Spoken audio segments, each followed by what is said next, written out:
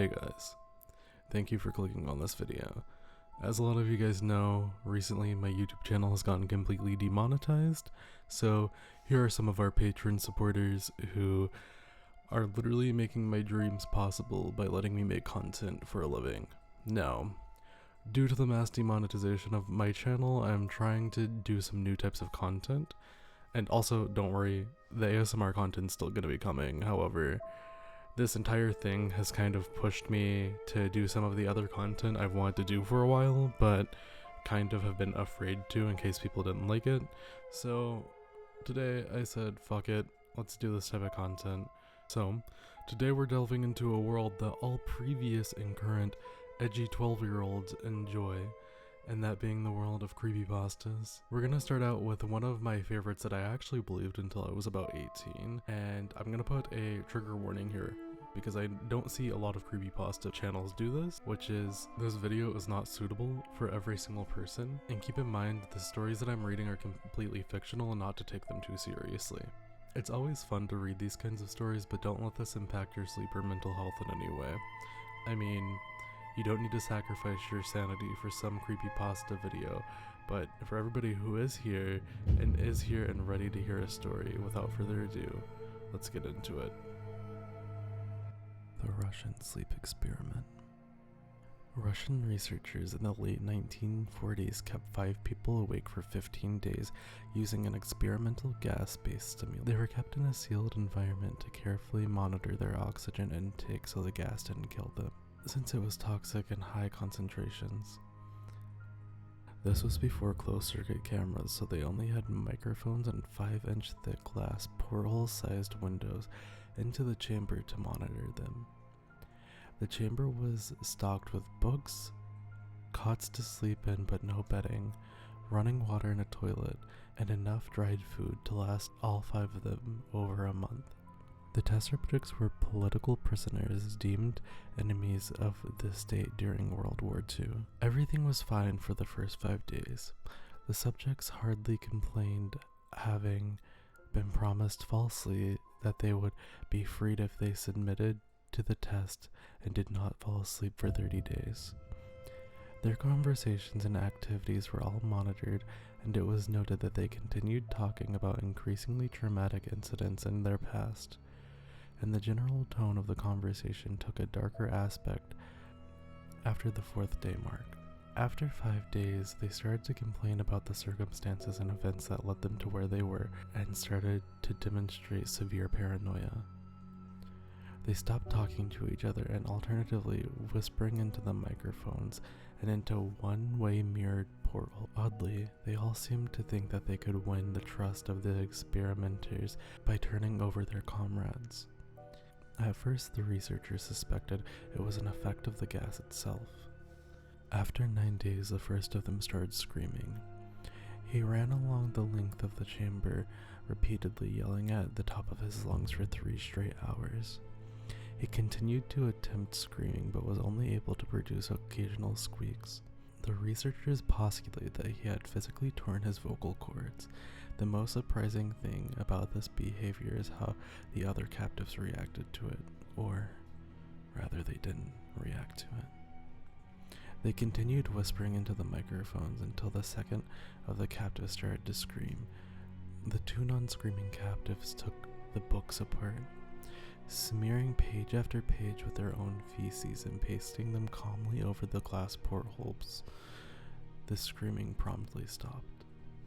So did the whispering into the microphones. After 3 days had passed, the researchers checked the microphones hourly to make sure that they were working. Since they thought it was impossible that no sound could be coming within the 5 people inside, the oxygen consumption in the chamber has indicated that all 5 people must still be alive. In fact, it was the amount of oxygen 5 people would consume at a very heavy level of strenuous exercise. On the morning of the 14th day, researchers did something that they said that they would not do to get reactions from the captives. They used the intercom inside the chamber, hoping to provoke any response from the captives. They were afraid that they were either dead or vegetables. They announced, "We are opening the chamber doors to test the microphones. Step away from the door and lie flat on the floor, or you will be shot. Compliance will earn one of you your immediate freedom. To their surprise, they heard one single phrase from a calm voice. We no longer want to be freed. Debate broke out amongst the researchers and the military forces funding the research. Unable to provoke any more responses using the intercom, they decided to open the chamber at midnight on the 15th day. The chamber was flushed of the stimulant gas and filled with fresh air, and immediately voices from the microphone began. 3 voices began begging, as if pleading for the life of their loved ones to turn back on the gas. The chamber was opened and soldiers were sent in to retrieve the test subjects. They began to scream even louder, and so did the soldiers when they saw what was inside. 4 of the 5 test subjects were still alive, although no one could rightly call the state of them alive. The food rations past day 5 had not been so much as touched. There were chunks of meat from the dead test subjects' thighs and chest stuffed into the drain and center of the chamber, blocking the drain, allowing 4 inches of water to accumulate on the floor. Precisely how much of the water on the floor was actually blood was never determined.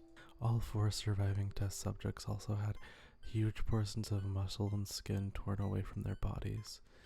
The destruction of flesh and exposed bone on their fingertips indicated that the wounds were inflicted by hand, not with teeth as the researchers initially thought. Closer examination of the position and angle of the wounds indicated that most, if not all of them, were self-inflicted.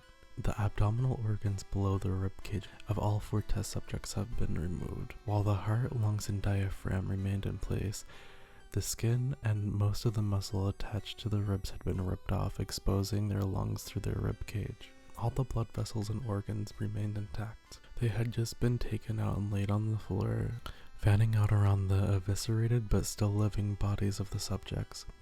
The digestive tract of all of the 4 could be seen working. It quickly became apparent what they were digesting was their own flesh that they had ripped off and eaten over the course of the days. Most of the soldiers were Russian special operatives in the facility, but many of them refused to return to that chamber to remove the test subjects. They continued to scream and be left in the chamber, alternatively begged and demanded that the gas be turned back on, at least till they fell asleep. To everyone's surprise, the test subjects put up a fierce fight in the process of being removed from the chamber. One of the Russian soldiers died from having his throat ripped out. The other was gravely injured by having his testicles ripped off, and an artery of his leg was severed by one of the subject's teeth. Another 5 of the soldiers lost their lives if you count the ones who committed suicide in the weeks following. In the struggle, one of the 4 subjects had his spleen rupture and he bled out almost immediately. The medical researchers attempted to sedate him, but proved impossible. He was injected with more than 10 times the human dose of morphine derivative. He was injected with more than 10 times the normal dose of morphine derivative and still fought like a concerned animal. Breaking the ribs and arms of one doctor, the heart was seen to beat for a full 2 minutes after he had bled out, to a point that there was more air in his vascular system than blood. Even after it stopped, he continued screaming and flailing for another 3 minutes, struggling to attack anyone in reach, and just kept repeating the word more over and over, weaker and weaker, until he finally fell silent. The surviving last 3 test subjects were heavily restrained and moved to a medical facility. The 2 with intact vocal cords continuously begged for the gas, demanding to be kept awake. The most injured of the 3 was taken to the only surgical operations room that the facility had. In the process of repairing the subject to have his organs placed back within his body, it found that he was effectively immune to the sedative that they had given him to prepare him for surgery. He fought furiously against the restraints, but the anesthetic gas was brought out to put him under. He managed to tear most of the way through a 4-inch wide leather strap with one wrist, even though the weight of a 200-pound soldier was holding that wrist down as well. It took a little bit more anesthetic than normal to put him under, and instantly the eyelids fluttered and closed. His heart stopped. In the autopsy of the subject that died on the operating table, it was found that his blood had tripled the level of oxygen. His muscles were still attached to his skeleton, which were badly torn, and he had about 9 broken bones in his struggle not to be subdued. Most of them were due to the force his own muscles had exerted on them. The second survivor had been the first in the group to start screaming. The second survivor had been the first in the group of the 5 to start screaming. His vocal cords destroyed, he was unable to beg or object surgery. He only reacted by shaking his head violently in disapproval when the anesthetic gas was brought near him. He shook his head yes when someone suggested reluctantly that they try surgery without anesthetic, and did not react for the entire of the 6-year procedure of placing his abdominal organs and attempting to cover them with what remained of his skin. The surgeon presiding stated repeatedly that it should be medically impossible for the patient to still be alive. One terrified nurse assisting the surgery stated that she had seen the patient's mouth curl into a smile several times whenever his eyes met hers. When the surgery ended, the subject looked at the surgeon and began to wheeze loudly, attempting to talk while struggling. Assuming it was something of drastic importance, the surgeon had a pen and pad fetched so that the patient could write a message. It was simple: keep cutting. The other 2 test subjects were given the same surgery, both without anesthetics as well, although they had to be injected with a paralytic for the duration of the surgery. The surgeon found it was impossible to perform the operation while the patients laughed continuously. The paralyzed subjects could only follow the attending researchers with their eyes. The paralytic cleared their systems abnormally in a short period of time, and they were soon trying to escape their bonds. The moment that they could speak, they were again asking for the stimulant gas. The researchers tried asking them why they injured themselves, why they ripped out their own guts, and why they wanted to be given the gas again. Only one response was given: I must remain awake. All 3 subjects' restraints were reinforced and they were placed back into the chambers awaiting determination of what should be done with them. The researchers, facing the wrath of the military benefactors for having failed the stated goals of their project, considered euthanizing the surviving subjects. The commanding officer, an ex-KGB, instead saw potential and wanted to see what would happen if they were to put the gas back on. The researchers strongly objected but were overruled. In preparations for being sealed in the chamber again, the test subjects were connected to an EEG monitor and had their restraints padded for long-term confinement. To everybody's surprise, the 3 stopped struggling the moment it let slip that they were going to turn the gas back on. It was obvious at this point that all 3 were putting up great struggles to stay awake. One of the subjects that could speak was humming loudly and continuously. The mute subject was straining his leg against the leather bonds with all his might, first left, then right, then left again for something to focus on. The remaining subject was holding his head off the pillow and rapidly blinking. Having been the first one wired to the EEG, most of the researchers were monitoring his brain waves in surprise. They were normal most of the times, but sometimes flatlined unexpectedly. It looked as if he was repeatedly suffering brain death before returning to normal. As they focused on the paper coming out of the brainwave monitor, only one nurse saw his eyes shut, and at the same moment his head hit the pillow. His brainwaves immediately changed to that of a deep sleep, then flatline, and last his heart simultaneously stopped. The only remaining subject that could speak started screaming to be sealed in now. His brainwave showed the exact same flat lines as the one who just died from falling asleep. The commander gave the orders to seal the chamber with both subjects inside, as well as 3 researchers. One of the named 3 drew his gun and shot the commander point blank between the eyes, then turned the gun on the mute subject and blew his brains out as well.